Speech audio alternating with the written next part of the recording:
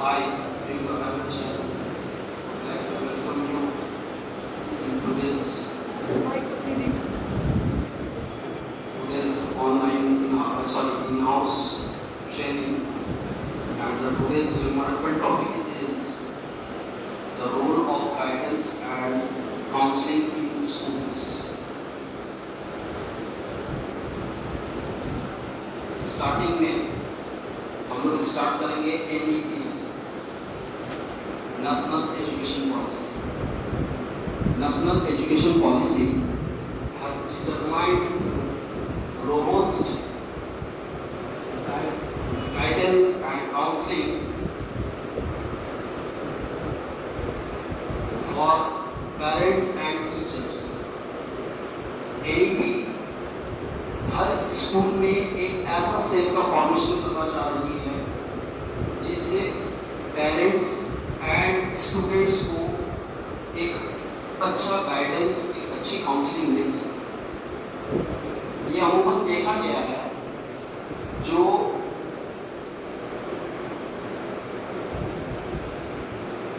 हर successful students के पीछे एक अच्छी गाइडेंस, एक अच्छा काउंसलिंग उसके लिए रिस्पॉन्सिबल होता है।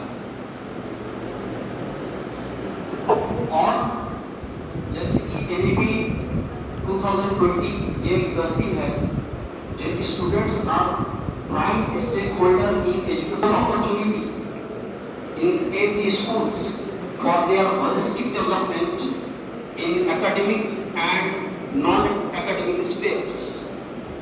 That means जो NEP प्रयास करती है जो हर बच्चे के एक होलिस्टिक दोनों का प्रोग्रेस कैसे हो, academic related subject wise physics, chemistry, biology, history and non academic means art, drawing, sports, ये हर क्षेत्र में उन लोगों को एक डेवलपमेंट करवाना पड़ेगा। इसी को होलिस्टिक डेवलपमेंट कहा गया और इसी पर ज्यादा NEP फोकस भी करती है। और इसी के लिए ये सबसे इंपॉर्टेंट हो जाता है जो हम लोगों के लिए एक हर स्कूल में एक guidance, proper guidance and proper counselling cell हो, जो कि समय समय पर हर स्टूडेंट्स को प्रॉपर गाइड कर सके एंड प्रॉपर काउंसिल कर सके, जिससे वो हम लोग अपने लक्ष्य को प्राप्त कर सके। ऐसे में एक पास्ट फ्यू मंथ्स में एक आर्टिकल मैंने पढ़ रहा था टाइम्स ऑफ इंडिया में, जिसमें ये बताया गया जो एवरी 55 मिनट में एक बच्चा सुसाइड कमिट करती है, और एक साल विद इन 3 इयर्स में हम लोगों ने देखा जो लगभग 26,000 ऐसे स्टूडेंट्स थे जिसने सुसाइड कमिट किया। तो इसके पीछे वजह क्या होती है? जो सुसाइड होता है, इसके पीछे वजह क्या होती है? कहीं ना कहीं एक्सेस प्रेशर, कहीं ना कहीं बैग का बर्डन बढ़ जाना, कहीं ना कहीं मेंटल प्रेशर। आखिरकार ब्रेन ही है, प्रेशर कुकर तो है नहीं है जो हम लोग इस पर प्रेशर डालते हैं। तो उस वक्त हम लोगों को लगता है जो यहाँ ये गाइडेंस एंड काउंसलिंग का रोल जो होता है वो बहुत इंपॉर्टेंट हो जाता है, और सिर्फ स्टूडेंट्स के लिए नहीं, पेरेंट्स के लिए भी, क्योंकि हर पेरेंट्स, जहाँ तक मैं समझता हूँ, हर पेरेंट्स अपने स्टूडेंट, अपने चाइल्ड को, अपने वार्ड को वो अच्छी तरह से गाइड नहीं कर सकते। सभी तो वाले एजुकेटेड तो होते नहीं। हम लोगों ने देखा जो इंजीनियर का बेटा इंजीनियर होता है, डॉक्टर का बेटा एक डॉक्टर होता है, इसके पीछे वजह भी है। इसके पीछे वजह ये होता है जो हम लोगों को बचपन से ही एक प्रॉपर गाइडेंस मिलता है। बट एक रिक्शा पुलर का बेटा क्या होगा, चूंकि उनको भी फुल अपॉर्चुनिटी मिलनी चाहिए, उनको भी फुल अवसर मिलना चाहिए जो वो अपने बच्चों को डेवलप कर सके।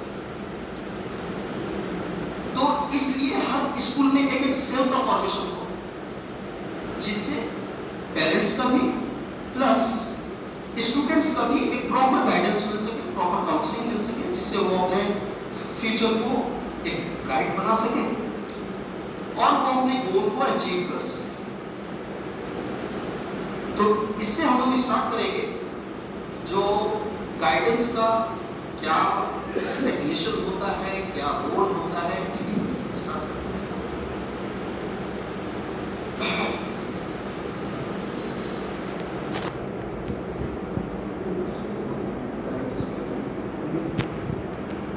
Guide means to indicate, to point out, to show the way, to lead, to direct.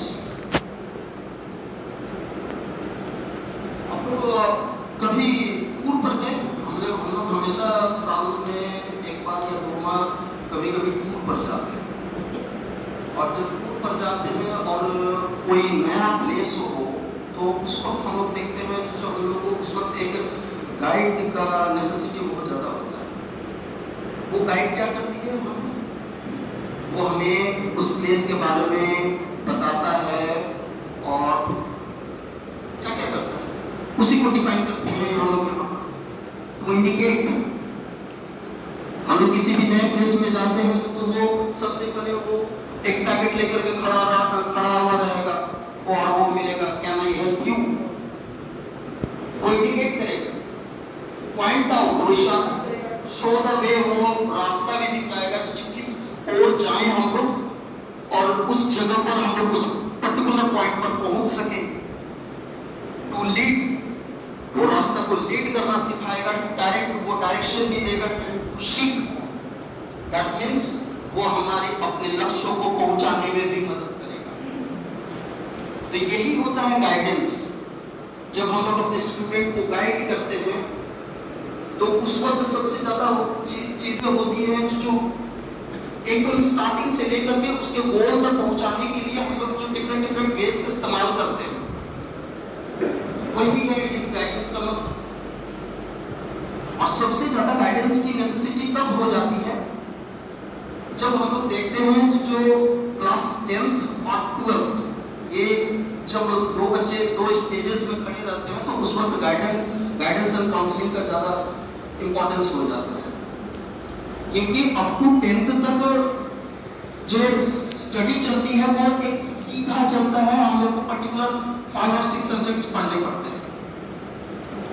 पर जैसे ही क्लास 10th पास हो जाए उसके बाद नए डिफरेंट स्ट्रीम्स निकलती है। कोई आर्ट्स लेना चाहेगा, कोई कॉमर्स लेना चाहेगा, कोई साइंस लेना चाहेगा। इतने जो बच्चों में भारी कंफ्यूजन होता है जो वो क्या ले, तो उस कंफ्यूजन को दूर करने के लिए यहाँ पर एक प्रॉपर गाइडेंस की जरूरत पड़ती है। उस वक्त एक काउंसलिंग की जरूरत पड़ती है। जब +2 होने के बाद वो कोई वोकेशनल कोर्स करे या कोई एवोकेशनल कोर्स करे तो उस वक्त एक काउंसलिंग एंड गाइडेंस की प्रॉपर नेसेसिटी हो जाती है, जो हम लोग उसको सही दिशा दें जिससे वो अपने कॉन्फिडेंस को बिल्डअप कर सके स्टूडेंट, और वो अपने आगे के गोल को, अपने फ्यूचर को गाइड कर सके, अपने गोल को अचीव कर सके। The definition: guidance is assistance made to develop his own points of view, make his own decisions and carry his own burdens. यहाँ पर सबसे इम्पोर्टेंट एक चीज है, यहाँ पर तो डेफिनेशन तो आप लोगों को तो सर किया होगा, पर यहाँ पर सबसे इम्पोर्टेंट एक चीज यहाँ पर मैं बात कर रहा हूँ, मेक हिज ओन डिसीजंस। ये बहुत इंपॉर्टेंट होगा, खास करके हम लोग जिस स्टेट से बिलोंग करते हैं वहां पर देखा जाता है जो एक बच्चे ने साइंस लिया है तो उसके पीछे सारे बच्चे साइंस ले लेते हैं। उसने कभी आर्ट्स या कॉमर्स के बारे में कभी सोचा ही नहीं। तो ऐसा बिल्डअप करना है जो वो अपने डिसीजन को खुद मेक कर सके, और उसके लिए ये गाइडेंस और ये काउंसलिंग नेसेसिटी होता है। And carry his own personal, वो किसी के भरोसे ना रहे, उसको इतना ही उसको स्ट्रॉन्ग बना देना है मेंटली फिजिकली, जिससे वो हर प्रकार के चैलेंजेस को इजीली हैंडल कर सके और अपने लाइफ को वो इजी बना सके। Meaning of guidance: some form of help and assistance to an individual to solve problems. किसी प्रकार का ऐसा हेल्प स्टूडेंट्स को दिया जाए, पेरेंट्स को दिया जाए, जिससे वो किसी भी प्रकार के प्रॉब्लम्स को सॉल्व कर सके। अब ये प्रॉब्लम्स किस तरीके से होते हैं? कुछ फैमिली इश्यूज होते हैं, कुछ सोसाइटल इश्यूज होते हैं, कुछ इकोनॉमिकल इश्यूज, तो हर प्रकार के इश्यूज को सॉल्व करने का जो असिस्टेंस दिया जाए वो होता है guidance. It helps a person to decide where he wants to go, what he wants to do, and how best he can reach goals. एक पर्सन को उस तरीके से बनाया जा सकता है जो वो खुद से डिसाइड करे जो मैं क्या बनना चाहता हूँ. ये नहीं जो मेरे फादर क्या चाहते हैं मैं ये बनूं, वो नहीं. अपने से डिसाइड करना पड़ेगा जो मैं क्या बनना चाहता हूँ, मेरे अंदर क्या किस चीज की पैशन, उस पैशन को निकालना. अभी जैसे कि मैंने प्रीवियसली बताया, जो हमारे यहाँ अमूमन ऐसा देखा जाता है जो एक बच्चे ने साइंस लिया तो सारे बच्चों ने उसके जितने भी फ्रेंड्स थे सारे ने साइंस ले लिया, भले ही वो मैथ्स और फिजिक्स में कितना ही वीक क्यों ना हो. मेरा फ्रेंड लिया है तो हम भी लेंगे. तो इस तरीके की मेंटल डेवलपमेंट नहीं होनी चाहिए. वो खुद से डिसीजन ले सके, वो अपना best growth of individual in self direction, वो आत्म दिशा में वो आगे बढ़ सके. ये आत्म दिशा, ये जो सेल्फ डायरेक्शन होता है, ये तभी पॉसिबल हो पाता है जब आपका कॉन्फिडेंस सातवें आसमान पर हो.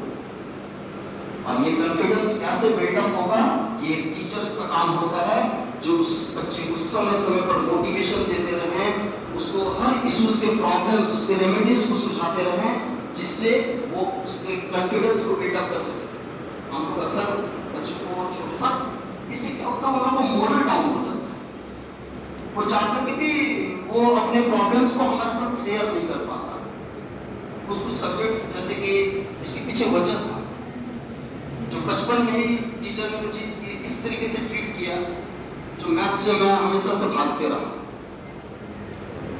तो अक्सर ऐसा देखने को मिलता है ऐसे बच्चों में जो कॉन्फिडेंस की कमी हो जाती है, चाहे वो बचपन में रहा हो ऐसा केस हो, चाहे वो टीनेज में आया हो तब वैसा कुछ इश्यूज हो, जिसकी वजह से उसका मोरल डेवलपमेंट नहीं हो पाता, उसका कॉन्फिडेंस बिल्डअप नहीं हो पाता, जिससे वो अपने गोल तक पहुंच नहीं पाता.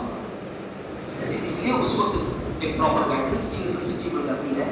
Attainment of self direction by an individual, अपने आत्म को प्राप्त करने के लिए कम से कम एक हाई मोरल बूस्ट अप होनी चाहिए, एक हाई लेवल ऑफ कॉन्फिडेंस होनी चाहिए, तभी जाकर के. Meaning of counselling. काउंसलिंग की बात करें तो जहाँ तक हमारा ये जो कंट्री है, इस कंट्री में भगवान श्री कृष्ण से बेहतर काउंसलर और कोई हो ही नहीं सकते थे. इन्होंने लगभग 7000 ईयर्स पहले जो अर्जुन को जो काउंसलिंग किया, वो पूरी तरह से महाभारत ही खड़ा कर दिया. जहां तक लग रहा है जो मैं सही हूँ अपने पॉइंट से, तो उनसे बेहतर तो काउंसलिंग हो ही नहीं सकता. और ये काउंसलिंग इस तरीके से हुआ जो आज वो पूरे वर्ल्ड को एक नया वे दिखलाता है, नया रास्ता दिखलाता है. तो काउंसलिंग वो होता है जो हमारे पूरे माइंड को पूरी तरह से वाश कर दे और हमारे डिसीजंस लेने में क्षमता को और बढ़ाने में मदद करे. हमारा गोल एकदम स्पष्ट साफ दिखाई दे, एकदम साफ, वो होता है counselling. It is a specialized service of guidance and basically an enabling process designed to help an individual come to terms with his life and grow to greater maturity through learning to take responsibility and make counselors. Basically counselors जो होते हैं वो professionals होते हैं और well educated के साथ well trained भी होते हैं. well trained नहीं होंगे तो हम एक अच्छा काउंसलर नहीं कहला सकते.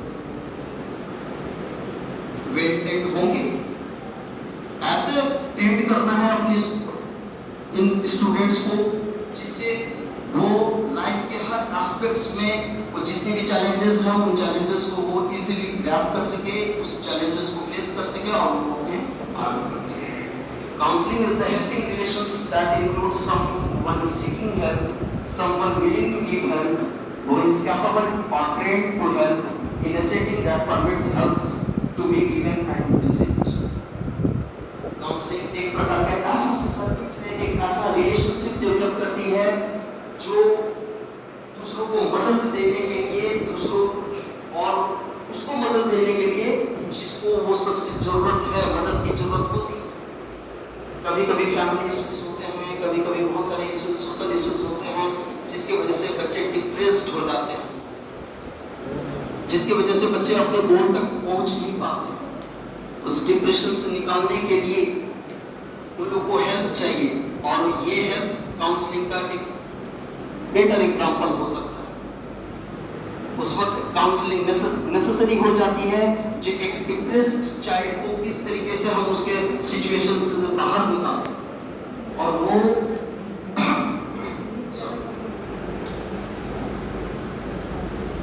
खुद ऐसा बिल्डअप हो और दूसरों को भी वो बिल्डअप कर सके। Needs for guidance and counselling. NEP 1986 has emphasized the need for guidance and counseling services to become integral component of program of any educational institution. Her educational institutions में NEP, अभी जैसे कि मैंने स्टार्टिंग में ही बताया, जो NEP चाहता है जो हर स्कूल्स में वैसे सेल का फॉर्मेशन किया जाए जहां एक proper guidance and counselling counsellors को, जहां पर एक बेटर काउंसलिंग दे करके बच्चों को अपने गोल्स तक पहुंचा सके, उसके इमोशनल इश्यूज को, उसके सोशल इश्यूज को दरकिनार करके, साइड करके उसको आगे बढ़ाया जा सके। तो यहाँ पर भी वही चीज कहा जा रहा है, the need for guidance and counselling services to become integral component of programme of any educational institution. हमारे एजुकेशनल इंस्टीट्यूशन में जितने भी प्रोग्राम्स हैं उसका एक इंटीग्रल पार्ट होना चाहिए ये गाइडेंस एंड काउंसलिंग। जिस तरीके से हम लोग एकेडमिक सिलेबस को फॉलो करते हैं, उसी तरीके से ये एक पार्ट बनना चाहिए हमारे एजुकेशनल सिस्टम का। Second, guidance and counseling services enables student to benefit in academic and vocational pursuits. Guidance and counseling सिर्फ academic में ही ये हेल्प नहीं करती, इवन की vocational pursuits में भी हेल्प करती है। जैसे कि मैंने आप लोगों को अभी बताया था, जो सबसे ज़्यादा गाइडेंस एंड काउंसलिंग का जरूरत होता है क्लास 10th एंड 12th के समय, जब बच्चे एक नए स्ट्रीम के सामने में फेस करते हैं, उन लोगों को ये नहीं पता होता है जो क्या चूज करें जो हमारे आगे के फ्यूचर के लिए वो ब्राइट होगा। तो वोकेशनल ट्रेनिंग, ऐसे बहुत सारे वोकेशनल ट्रेनिंग्स होते हैं, जैसे ITI हुए, जैसे डिप्लोमा हुए, जैसे नर्सिंग हुआ, ऐसे बहुत सारे वोकेशनल ट्रेनिंग्स होते हैं। उसमें भी ये काउंसलिंग मदद करती है, उन लोग को ये रास्ता बताने में मदद करती है। जो जरूरी नहीं जो आप एकेडमिक से ही आप आगे बढ़े, आप वोकेशनल ट्रेनिंग करके भी आगे बढ़ा जा सकता है। तो इस तरीके से वोकेशनल ट्रेनिंग एंड गाइडेंस जो होता है वो एक बच्चे को अपने गोल तक पहुंचाने में मदद करती है। Benefits of guidance and counselling. अब इसमें बेनिफिट्स होते हैं गाइडेंस एंड काउंसलिंग में, उसको हम देखेंगे। इंडिविजुअल बेनिफिट्स, पर्सनल बेनिफिट क्या होता है? सपोज दैट मुझे गाइडेंस की जरूरत है, मुझे एक काउंसलिंग की जरूरत है, मैं डिप्रेस्ड हूँ, मैं हो सकता है कोई दूसरा रीजन हो, बहुत सारे इश्यूज होते हैं हमारे लाइफ में, तो उस वक्त एक काउंसलिंग की जरूरत पड़ती है। तो एक इंडिविजुअल को क्या क्या पर्सनली बेनिफिट होता है उस पर हम लोग देखेंगे। फर्स्ट है academic growth, vocational development, personal and social development. समाज में भी आप विकास कर सकते हैं, एकेडमिक में भी विकास कर सकते हैं, ये फायदा पहुंचाता है, और वोकेशनल डेवलपमेंट में भी ये आपको मदद पहुंचाती है। तो जैसे कि academic growth and vocational development ये तो क्लियर है कि किस तरीके से ये हमें मदद करती है। सोशल डेवलपमेंट ये हमारे एटीट्यूड एंड हमारे बिहेवियर को भी चेंज करने में मदद करती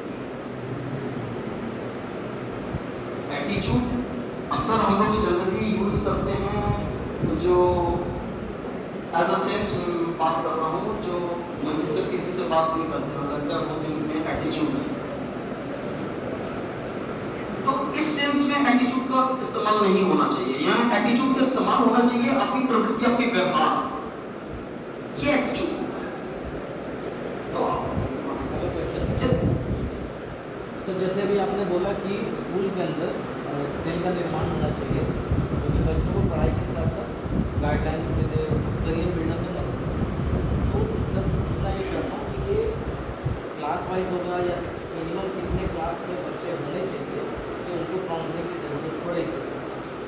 साल में कितनी बार होना चाहिए, ऐसा कुछ अगर है तो सर ने बहुत अच्छा क्वेश्चन किया। जैसे कि सीबीएसई एज ए गाइडेंस देती है जो एक क्लास में 40 to 45 स्टूडेंट्स की कैपेसिटी होनी चाहिए, उससे एक्स्ट्रा नहीं। सेकंड थिंग, जब हम लोगों के एग्जामिनेशंस होते हैं, पीटीएम होता है, उस वक्त ये गाइडेंस, चूंकि उसी वही एक वक्त होता है जब पेरेंट्स और टीचर्स के साथ हम लोग एक साथ मिलते हैं। तो ये वो समय होता है जब पेरेंट्स, स्टूडेंट एंड टीचर एक साथ मीट करते हैं पीटीएम के समय। तो उस वक्त ये गाइडेंस एंड काउंसलिंग दिया जा सकता है, जिससे पेरेंट्स, और पेरेंट्स को काउंसलिंग एंड गाइडेंस की क्या जरूरत है? पेरेंट्स को सबसे ज्यादा जरूरत है गाइडेंस एंड काउंसलिंग। बच्चे हमारे साथ 6 घंटे 6.5 घंटा रहते हैं, 18 घंटे तो पेरेंट्स के साथ। हमारे घर का माहौल क्या है, हमारे घर का एनवायरनमेंट क्या है, वो टोटली एक उस पर प्रभाव इफेक्ट पड़ता है वो बच्चे के बिहेवियर के ऊपर। हमारे घर में रोज झगड़ा हो रहा है और हम चाहेंगे जो मेरा बेटा और मेरा बेटी आईआईटी और मेडिकल क्लियर करेगा, संभव नहीं। तो इसलिए उस वक्त लगता है कि जो पेरेंट्स को भी काउंसलिंग की जरूरत होनी चाहिए, जो वो अपने बच्चों को सही ढंग से काउंसिल कर सके, सही ढंग से उसको आगे बढ़ने में वैसा इन्वायरमेंट क्रिएट करना पड़ेगा घर के अंदर। कहा नहीं चाहता हम बच्चे तो मेरे बच्चे ही अच्छे, वही सिंगल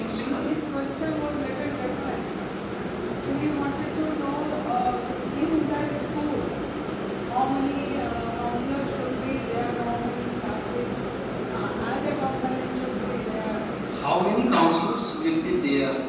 मैम एक क्लास टीचर, एक काउंसलर है। हम लोग सभी एक अच्छा काउंसलर हैं और हम लोग सभी कभी ना कभी बच्चों को गाइडेंस देते हैं। किसी न किसी लाइफ के स्टेजेस में तो गाइड करते ही हैं और साथ साथ एक बेटर काउंसलिंग देते हैं। हमारे पास बहुत सारे बच्चे आते हैं जब क्लास पास कर जाते हैं और उसको बताते हैं कि सर क्या नहीं क्या नहीं।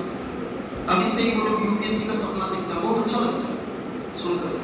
ये चलो कम से कम यूपीएससी का सपना तो देख लिया। तो हमने कितने सालों को गाइड किया, कितने सालों को काउंसिल किया, तो हम लोग खुद अपने आप में एक बेटर काउंसलर है, एक बेटर गाइडेंस दे सकते हैं। हर एक टीचर वो रोल को ये कर सकते हैं। उसके लिए कोई स्पेशल रिक्रूटमेंट नहीं है जहाँ कोई बाहर से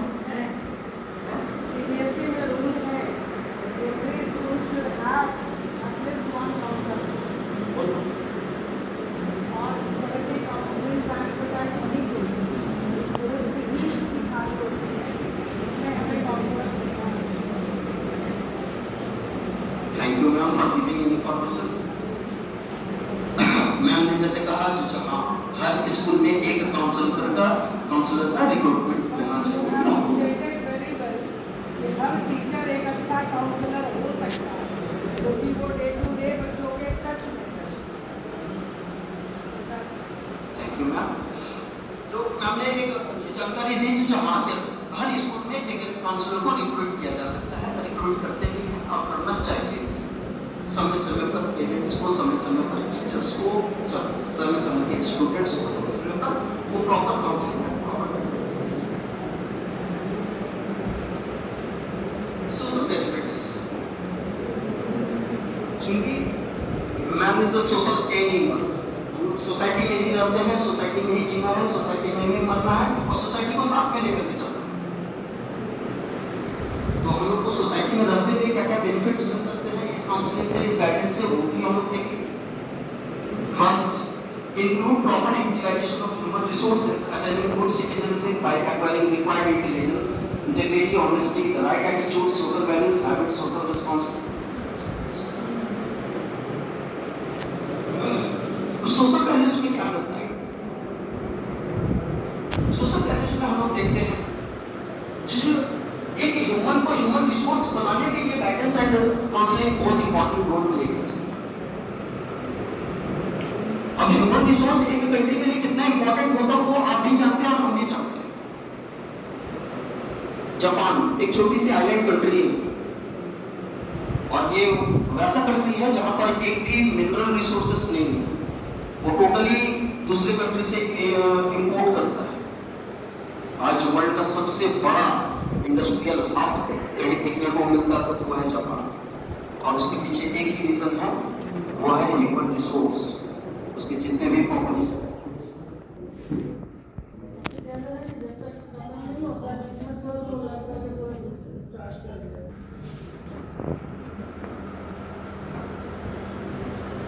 हाँ, तभी जापान की बात है, वो टोटली मिनरल रिसोर्सेज को वो इंपोर्ट करता है, और इंपोर्ट करके आज वर्ल्ड का सबसे बड़ा इंडस्ट्रियल हब बना हुआ है, और पूरा एक जगत नेशन के रूप में जाना जाता है Japan, due to its human resource. Human resource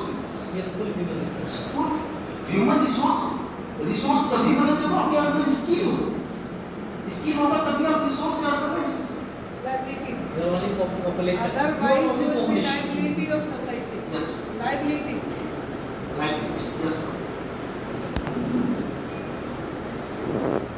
तो ये जापान के example.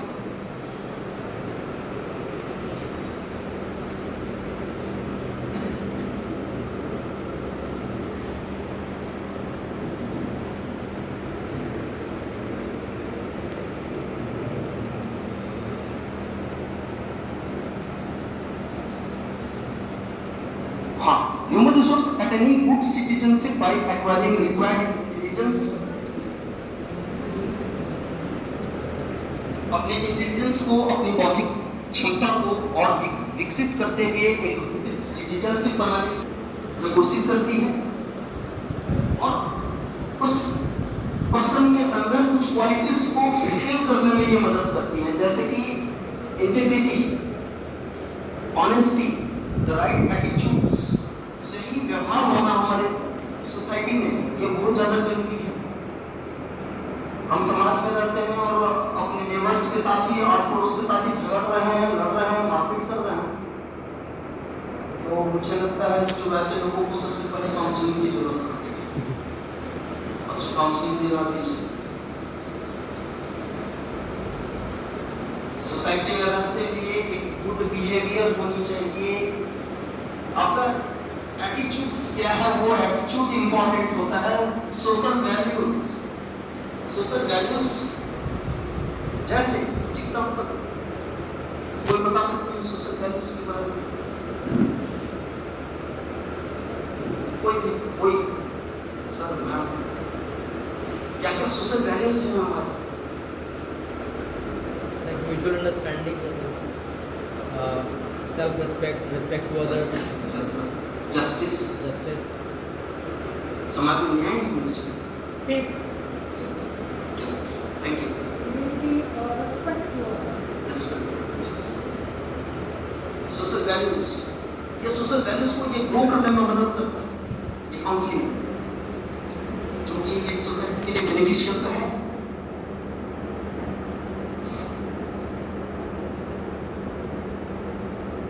Social responsibilities and have a better family relationships by better adjustment, by building better society में ही नहीं, आप अपने फैमिली के अंदर भी एक अच्छा एनवायरनमेंट बना सकते हैं with the help of proper guidance and counselling. अभी जैसे कि मैंने बताया, जो एक अच्छा गाइडेंस और एक अच्छा काउंसलिंग देने के लिए अपने बच्चों को, अपने वार्ड को, एक घर के अंदर भी एक अच्छा एनवायरनमेंट होना चाहिए, तो ये एनवायरनमेंट देने में मदद करती है पेरेंट्स के साथ